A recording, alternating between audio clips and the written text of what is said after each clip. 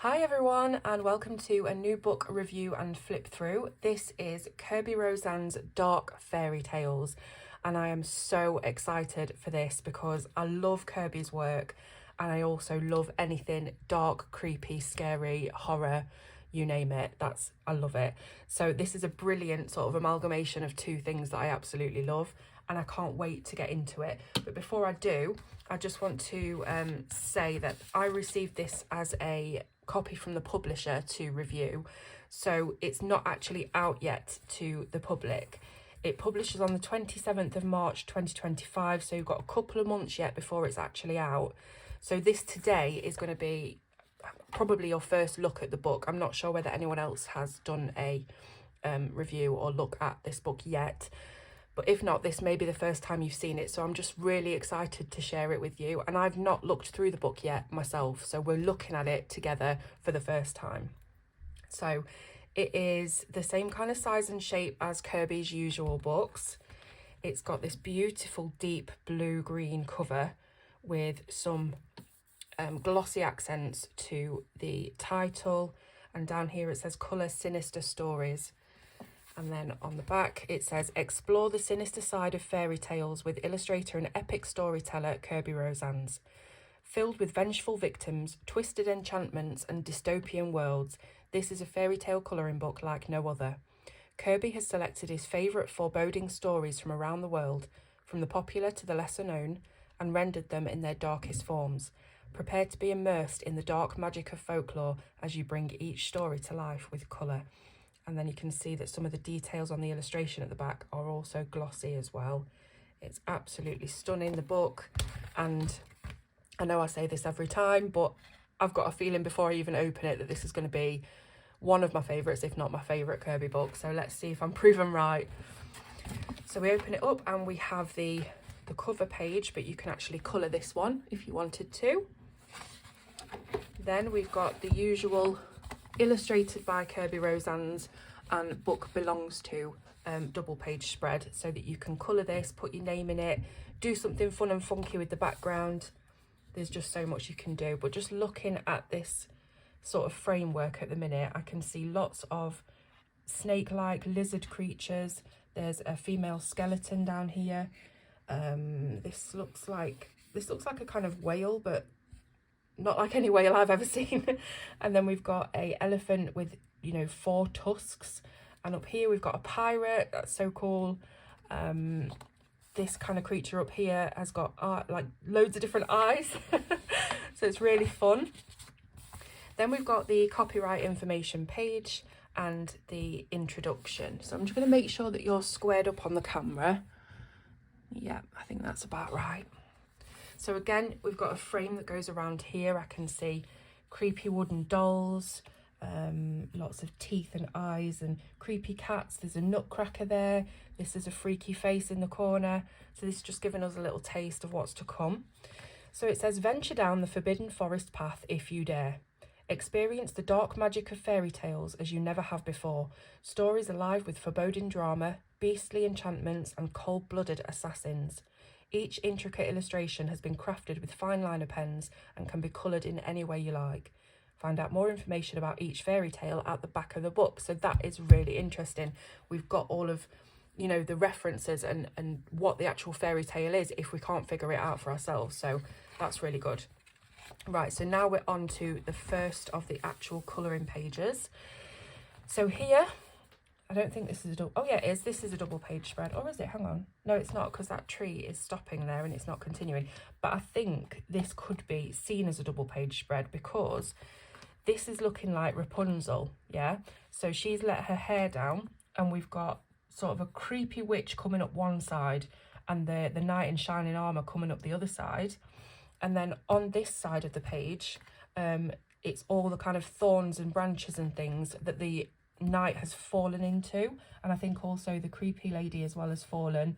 So if we look at what Rapunzel's actually doing, she's got scissors, so she is letting these two climb up her hair and then she's chopping it off and they end up in the thorns. So like it said at the start, it's a twist on fairy tales. Usually Rapunzel is, the protagonist. She's the heroine of the story and blah, blah, blah. But now she's actually turned a little bit evil. So that's really fun. So let's have a look at this one then. This is a double page spread proper. We've got a ballerina or a dancer. It could be, is it something like the Nutcracker or Black Swan maybe? And she's slowly sort of losing all of the flesh, because you can see her bones starting to show here, and you can see flesh being sort of torn. And over the double page spread, she's losing all this flesh until she's become a skeleton, and then the skeleton has turned to dust, and all that's left is her legs. And how freaky is that? So what I might do is just nip to the back, and as we're going through, I can sort of find out what they are exactly, and then we can talk about that. So the first one was Rapunzel, obviously, and he's given a little paragraph of how he's changed these fairy tales into sort of evil versions of themselves. So he talks about the prince climbing Rapunzel's hair and dropping the hair, watching the prince fall into the undergrowth. So that's what we've just seen. The hair, yeah, the hair. The next one is called The Red Shoes. So this is a German fairy tale where a young girl becomes obsessed with a pair of red shoes. She wears them to church despite being forbidden to. When she wears them to church a second time, a soldier comments on them and taps the sole of each shoe. Her shoes start dancing uncontrollably. Eventually, she manages to take off the shoes and return home, where she puts the shoes away. Soon there is a ball, and the girl cannot resist wearing the shoes one more time. At the ball, the shoes start dancing uncontrollably once more, but this time the shoes grow into her legs, so they cannot be removed. She dances and dances till she passes the church, where an angel tells her she will dance until there is nothing left of her. Okay, so that's exactly what is happening here. The shoes are forcing this girl to dance, and that's why she's got this kind of traumatized look on her face. And she's going past the church in the background, and there's lots of sort of stonework and architecture and ruins to colour in the back. So this is going to be just simply incredible when this is fully coloured. I just can't wait to see already how people are going to interpret these illustrations. Brilliant. So I'm not going to read out everything on the back. I'll leave a bit, you know, for your reading pleasure when you get the book. But I do just want to quickly check what each one is. So is this part of the same thing or not? Let's have a look. Yeah, page 10 to 13. This is a French fairy tale about Bluebeard, a wealthy man who lives in a grand castle. So I'm sort of torn between reading all of the stories that go with it, but I don't want to ruin it for you.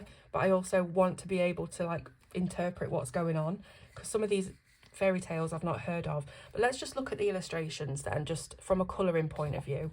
This is very intricate and detailed, this wooden door. So I'm excited to see how people tackle this. Will it be gold paint accents and deep mahogany wood behind it? We've got the Bluebeard guy up here holding a scythe. And then on this page, we've got chained ladies. Some of them are still alive. Some of them are turned to skeletons. And this is looking through the keyhole of this door. So, yeah, I'm going to have to read all of the stories myself. I still don't know whether to read them all out, but it's going to be a really, really long video if I do that. Maybe I'll just do like little bits from it so that we can figure out what things are. So this kind of looks like Bluebeard as well, because we've got the same skeletal girls with the keyholes on their chests. So I think, let me just check. Yeah, that was page 10 to 13. So, yeah, the living wives join forces with the 6 corpse brides, and together they give Bluebeard a taste of his own medicine. So this is continuing on with the Bluebeard fairy tale. It's not very often from Kerby, or any colouring book really, that we've had one illustration theme continue over 4 pages. So that's interesting. Now then, what's this one? So let me just quickly check. Oh, this is Peter Pan. So we know about this one, don't we? So we don't have to read anything, but obviously Kerby has twisted Peter Pan to be, I guess, the evil one in the story. So I don't know why he's kind of rising up out of this wall of faces. It's sort of freaky. And then we've got the crocodile with like a billion teeth, and Captain Hook falling into the crocodile's mouth. It looks like, oh yeah, it looks like Peter Pan has chopped his fingers off, chopped his arm off, his other arm, because he's already got one hook. So yeah, and then he's going to his demise in the crocodile's mouth. So loads and loads of details again on this one. Lots of these sort of smoky illustrations. We've got waves to colour here. And is this continuing with Peter Pan? I'm not sure. No, Peter Pan was just 2 pages. Then we've got the Little Mermaid, have we? No, we've got Sinbad the Sailor. This is what happens when I look through a book for the first time with you on camera. I've not done my due diligence and gone through the book already. So I'm sorry if this is a bit all over the place. So what did I say it was? Sinbad the Sailor. He escapes a man-eating giant, breaks out from an underground tomb, fights ferocious birds, builds a ship and is captured by pirates.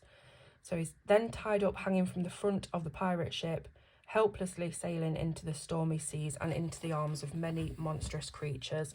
So we've got the sort of corpse pirate here manning the boat, and here's Sinbad tied to the front, and all of the creatures from that frame at the beginning of the book are waiting for him down there. So much detail. Obviously we know Kerby is like the detail master. But yeah, this is gorgeous. Just look at this reflection.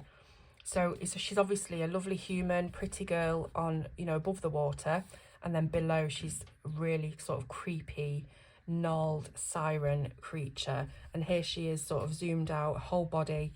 And what's she sat on? She's sat on, oh, she's sat on, could this be like a merman or even her dad? Because he's got that kind of merman tail, and she's got the trident that he would usually carry, and she's sort of stabbed him through the neck with that. So I guess she's wanting to be the queen of the sea.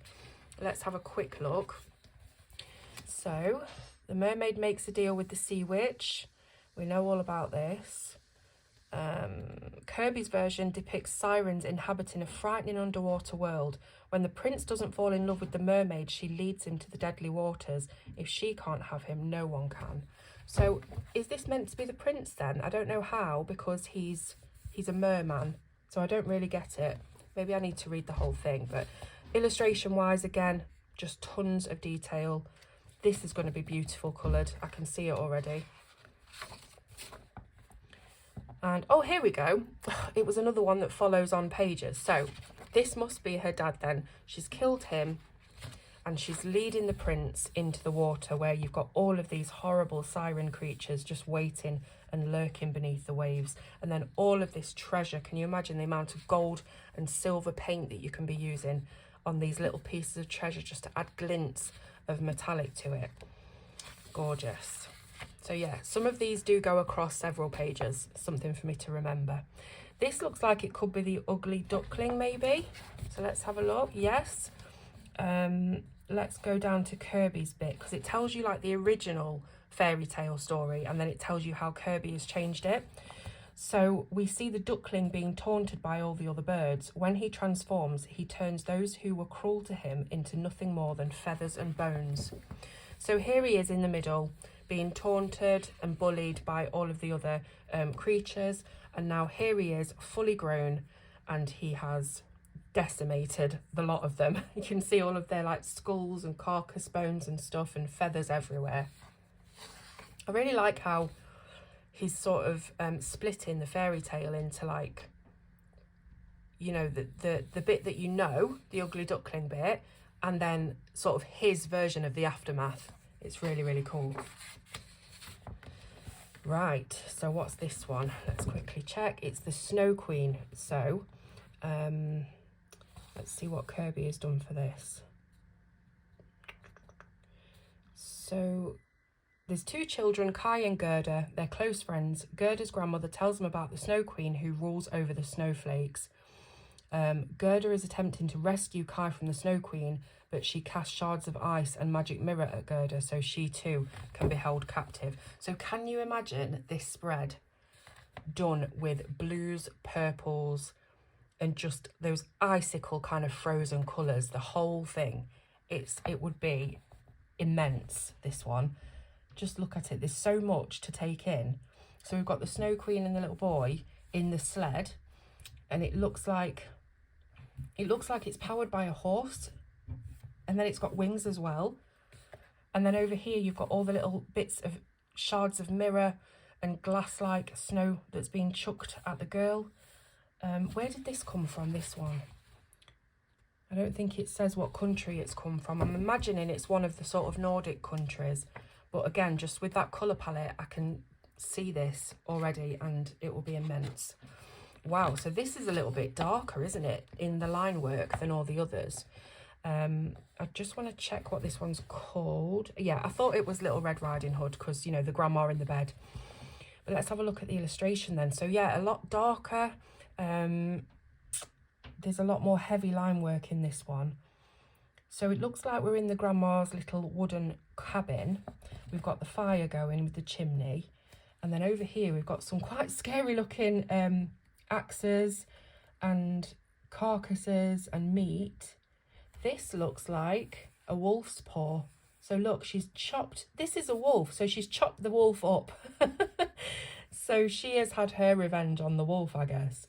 And she's gifting her daughter, or her granddaughter, sorry, a knife or a dagger. And you can see the wolf's skin is actually a rug on the floor. That's really fun. Let's read what it says. So, Kerby's version shows the grandmother preparing Red Riding Hood for a wolf hunt. The final striking scene shows Red Riding Hood wearing the head of the wolf that she's killed. So that will be on the next page. But I like this. I like the line work and how it's made it just look like an indoor, very dark sort of scene. Because I guess the only light you would have is either from the window or the fire. So I think playing with lighting will be really good with this illustration. And then here we go. She's off to fight the wolf. And here we are, she's triumphed afterwards and she's wearing a dripping wolf's head. And she's still got a little basket of bread and stuff. So she didn't even get that spilt onto the ground. So good on her. Loads of trees and detail, leaves and things like that. Then, oh, I think this is the Three Little Pigs, because here we got 1, 2, 3, and they look rather more sinister than the normal little pigs that you would see in the fairy tale. So we've got the wolf in the middle, and the 3 pigs, it looks as though they are blowing fire. So normally, in the tale, the 3 little pigs were in like the wooden hut or whatever, and he'd come along and set fire to it and whatever. But it's been, the tables have been turned as they are in this book. Yes, so the wolf blows down the stick house. The wolf tries to blow down the brick house, but then climbs down the chimney. The 3rd little pig lights a fire at the bottom and puts a pot of boiling water there.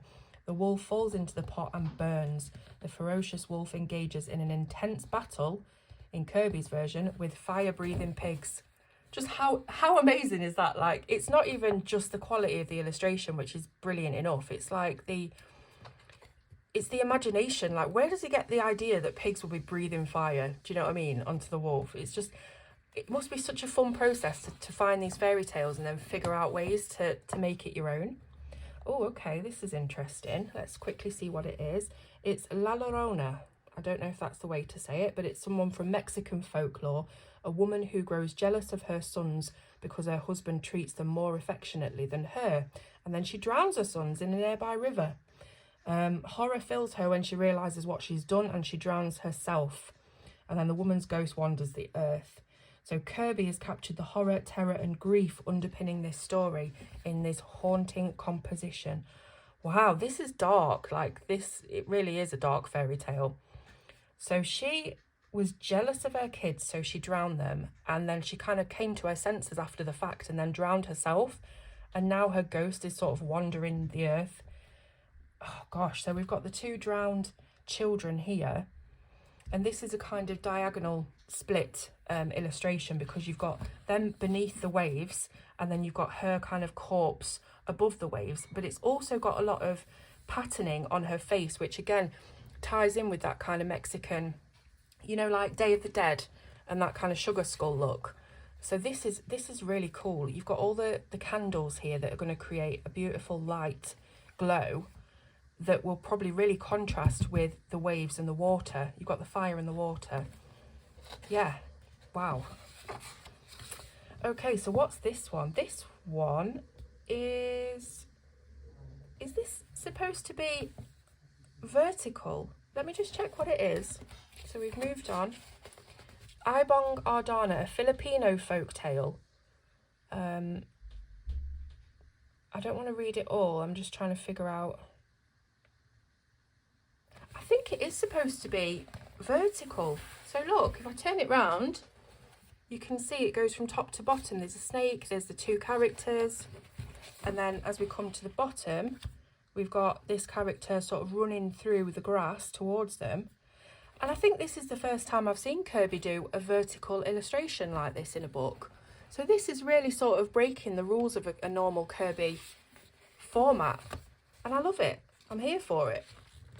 What's the next one? I think this is the same story because it looks like the same kid with the bandana thing wrapped around his head. So this must be sort of the end of the story. You've got this huge, like, really creepy phoenix peacock looking character. Yeah, because there's a peacock here as well. And then all of these people look like they're made of stone. So it'd be interesting to read that story. I'm just conscious of how long this video is going on for, and I'm sure I'll get a comment from someone saying they just want a flip through and not all of the gab. So, but anyway, what's the next one? Ali Baba and the 40 Thieves. So I know a little bit about this one. So obviously you've got the chest of jewels and gold. Am I still in shot? Yes. And then there's just so much going on. There's so many little faces and scenes going on in this. So look, you've got all the different characters here. They're kind of being strangulated by the tongue of this creature. And it's epic. These scenes are totally epic. Now, is this one Pocahontas? Not Pocahontas, Pinocchio. Yes, it is. So Kerby's twisted version shows Pinocchio as a fiendish character who turns the tables on Geppetto, controlling him with puppet strings. So this is interesting. So sometimes these books are a little bit tight when you first get them, like the spine and the binding.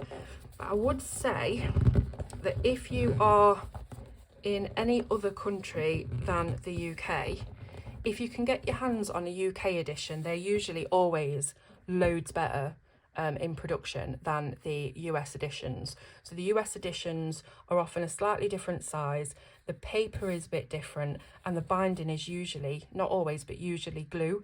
Whereas this, as you can see, hopefully is a stitch bind. We've just got to try and manipulate that spine a little bit to get it flat. But I think with some force, it probably would go flat. So that's nothing to worry about. Gosh, I'm really hot. Sometimes I get really hot making these videos, but I'm actually cold when I sit down. But I've got this really thick hoodie on that's got all 90s cartoon characters on it from like the Rugrats and stuff. Anyway, tangent. Let's have a look. Wow, look at Pinocchio's face. Oh my goodness. And look in the back, all of these other little wooden faces that have been made, skulls and baby doll heads. There's all sorts going on here as well in the frame. I think this is the frame that we saw at the start of the book. And look, he's being controlled by the strings. This is a creepy Pinocchio.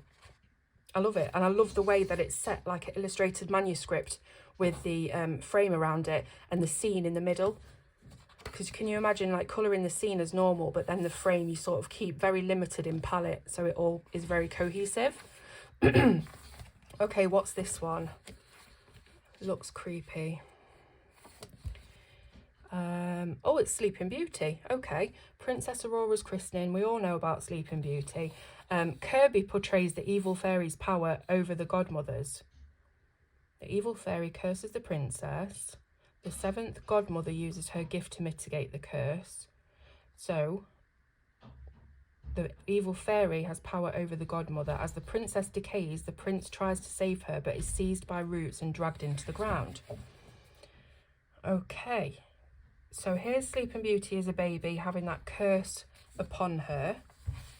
And then here she is sort of grown, but she's also sort of mingling now with with the earth. You know, you can see it. She's sort of mutating, I guess, and the earth's kind of taking her over. And then here's the prince on a horse that does not look healthy, coming to rescue her, I guess. This is another one. This is The Glass Mountain, a Polish fairy tale where a princess is held captive in the castle and whoever manages to reach the top will marry her. All these different knights come and try and rescue her, but they fail, and one day a really poor but courageous man attempts the climb and he manages it. Kerby's scene depicts the journey's unfolding horror with deadly obstacles cropping up every step of the way.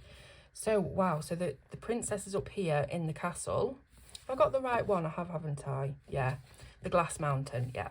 And you can see the reflection of the castle in the glass. This will be interesting to see how people tackle this, glass and reflections. So look at all of these hands reaching up from the ground, and all of the skulls and skeletons of those who have come before. And this looks like an eagle that's got glass wings and it can spray glass shards. And then, was that the same one? No, this is Cinderella, of course, because you've got the pumpkin carriage and the creepy sort of dead looking horses, and it's all very very weird and dark. So in Kerby's, what does he say happens? Decaying carriage and skeletal horses. At the ball, Cinderella dances not with her true love but with death, as she will forever be at the mercy of someone else. Okay, so that's really darkened that fairy tale. So here she is dancing with death. All the people watching on in the background with all the masquerade masks and ball gowns. Love this floor as well.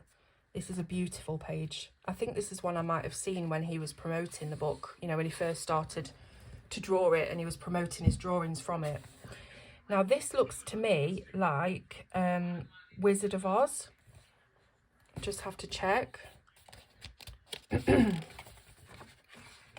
Yeah, Wizard of Oz, page 50 to 53. Kerby's Oz is an unwelcoming wasteland patrolled by a terrorising scarecrow, a tin man axe murderer and a monstrous lion. In an epic battle to the death, Dorothy takes on electrified witches, evil winged monkeys and skeleton soldiers. Right, so look at these three. This is like Winnie the Pooh, Blood and Honey all over again. So we've got the scarecrow, skeletal scarecrow with a brain on his pitchfork. We've got the axe murderer tin man who is holding a heart. So this is part of Wizard of Oz, isn't it? I'm not really big on Wizard of Oz, but the scarecrow needed a brain, the tin man needed a heart, and I think the lion wanted courage, I think. But he's, what did it say the lion was? A monstrous lion. So yeah, he's feral, he's gone rabid. And here's the big tornado in the plains of Kansas. And then, yeah, so here's the battle with the winged monkeys there. I have seen that bit of, is it Wizard of Oz 2? Where you have them flying monkeys and they are the freakiest things to a kid ever. And I think this is sort of portraying that as well. You've got the Castle of Oz there. And this is just, yeah, an epic battle. We've got witches flying on broomsticks and all sorts going on. The next one is, where am I? Aladdin and the Wonderful Lamp. So this is Aladdin. In Kerby's retelling, Aladdin is overcome with greed. He's surrounded by opulence and forces the genie and princess to attend to his every command. So this is the genie, right? And here's Aladdin. He's first kind of conjured him. And look how Kerby has sort of represented a genie in his style. This is what I would imagine like a proper genie to look like. You know, really, really creepy and powerful and monstrous. And now here's Aladdin using the genie as his carriage, as his horse. And here's the rather sad-looking Princess Jasmine. And they're both sort of chained to him and they can't do anything about it. So that's interesting. Lots of gold and purple I'm seeing on these illustrations. The next one is Goldilocks and the Three Bears. So we know this one, but how's Kerby changed it? Kerby removes any innocence from the story, portraying three ferocious bears destroying their house and chasing the warrior Goldilocks as she brandishes a knife to protect herself. So the bears are, again, rabid. And here she is, Goldilocks. She's actually a warrior this time rather than a little girl. and she's having to fight off the three bears. We've got bowls of porridge flying everywhere. We've got the chairs. And is there a bed to signify the three beds? I can't see one. I'm probably missing it, but that's really cool. Oh, we've got another vertical one. So this is Alice's Adventures in Wonderland. And what fairy tale could be better for a vertical setup than Alice falling down the rabbit hole? So here she is with loads of rabbits, rabid rabbits, because look at the jaws. And she's falling, sorry, I'm just trying to show you this. She's falling down the rabbit hole, and she's surrounded by the Cheshire Cat, the centipede thingamajig. Again, Alice in Wonderland wasn't really something I was into as a kid. The playing cards, the clock, and mushrooms and all kind of fantastical stuff. And she's falling down this hole, but it doesn't look like she's going anywhere good. And you can see the Mad Hatter's hat here with tentacles coming out of it. So yeah, just again, the imagination is just out of this world. And then we've got some more of the Alice in Wonderland. So here we've got the evil queen, the Red Queen, is she called? Queen of Hearts.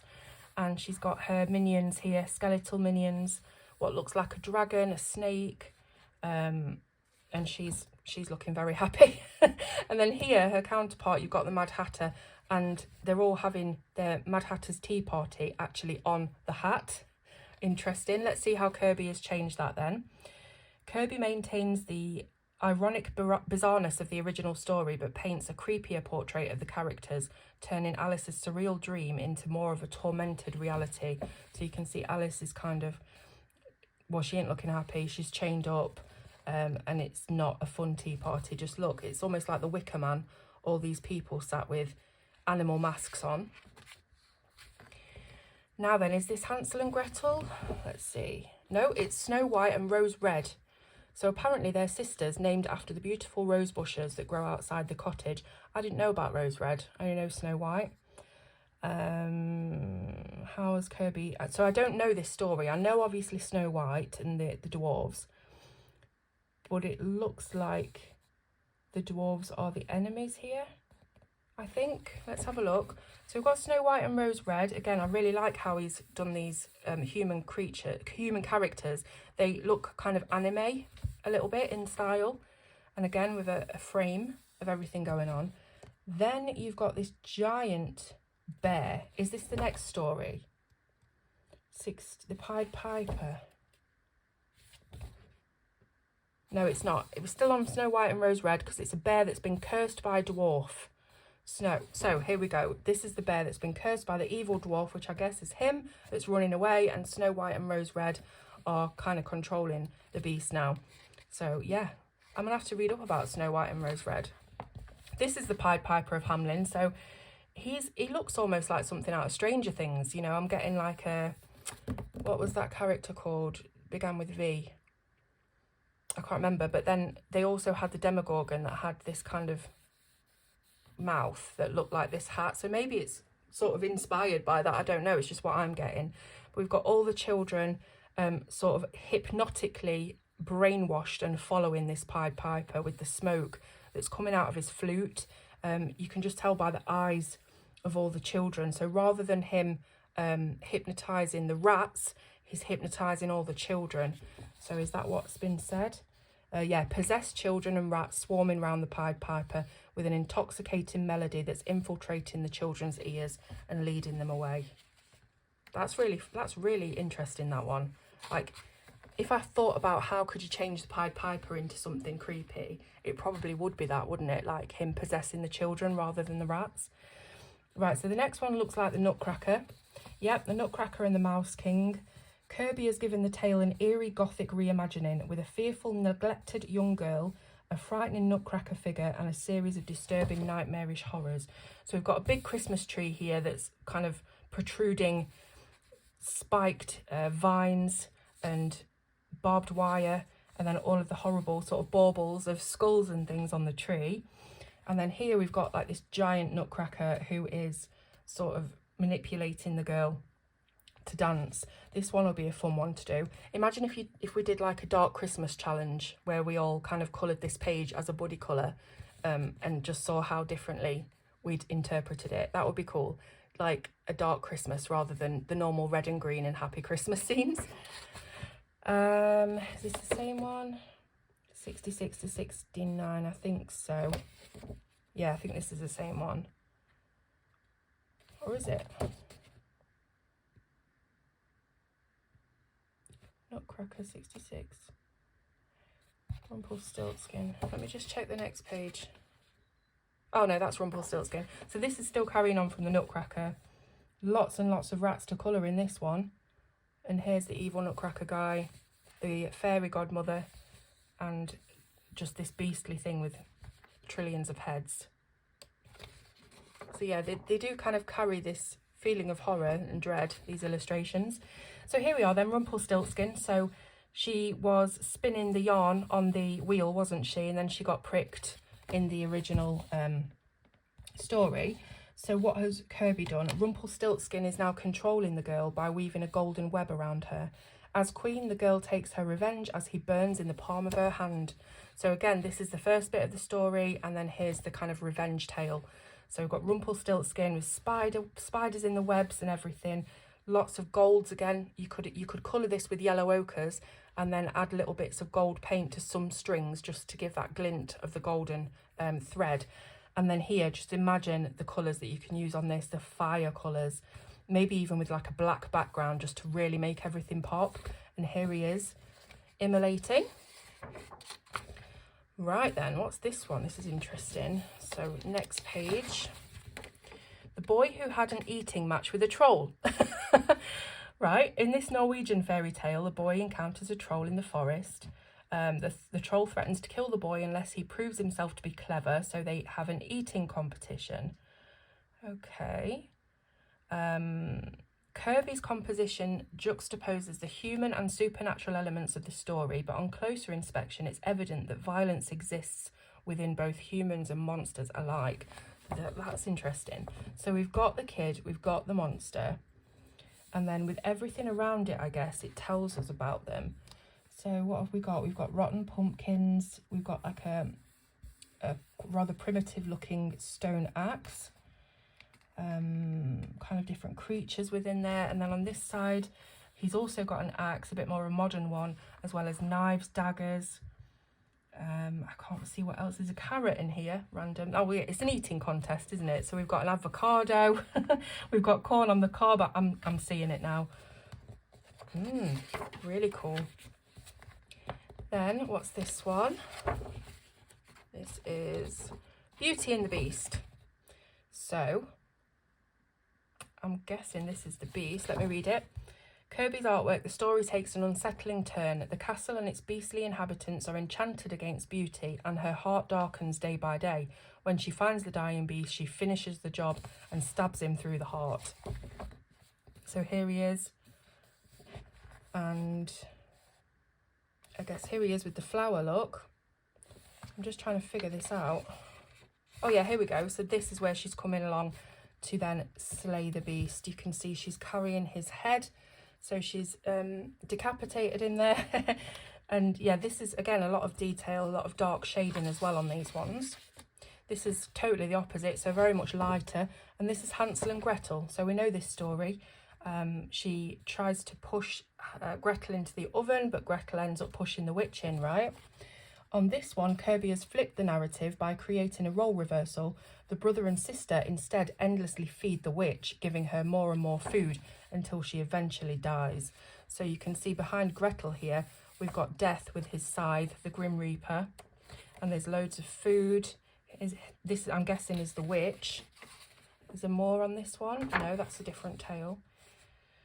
I'm just trying to figure this one out. I'm thinking that this is the fire. I don't know. Let me read that again.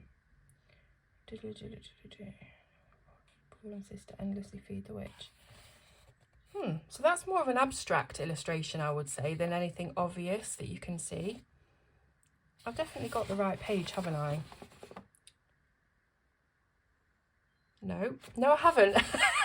That's why. This is the Little Match Girl. That's why I was trying to figure out why it didn't look like what it was saying. Right, Little Match Girl, Danish fairy tale. Kerby captures the longing of the girl and the shadowy darkness that will envelop her in death. that makes a lot more sense looking at this, doesn't it? With the death and the little match girl. So yeah, there we go. Puss in Boots, I'm going to take a wild guess at this because it's kind of an evil looking cat. We've got a Lord Farquaad looking character here, a troll, a king and a queen, and don't know what else. Let's have a look. Puss in Boots, a man inherits a cunning cat. Kerby pulls out the dark themes of trickery and control that underpin this story, with the crafty Puss in Boots playing with the characters like a ball of string. So he's got this string in his mouth and here, and you can see they're all tied by this string to the cat's will. Then this is Hansel and Gretel. So we've got the house, and I love this, the house made of chocolate and sweets and biscuits, and you can see the characters coming up to the front door there. But then underneath the house, this is a split illustration, you can see, is this underneath or is this a reflection in the water? It might be. You could do it either way. You could do it so that this has got like a, again with Stranger Things, an upside down, or you could do this as a reflection in the lake that shows how horrible and rotten and evil this place is, but you can't see it unless you look in the reflection.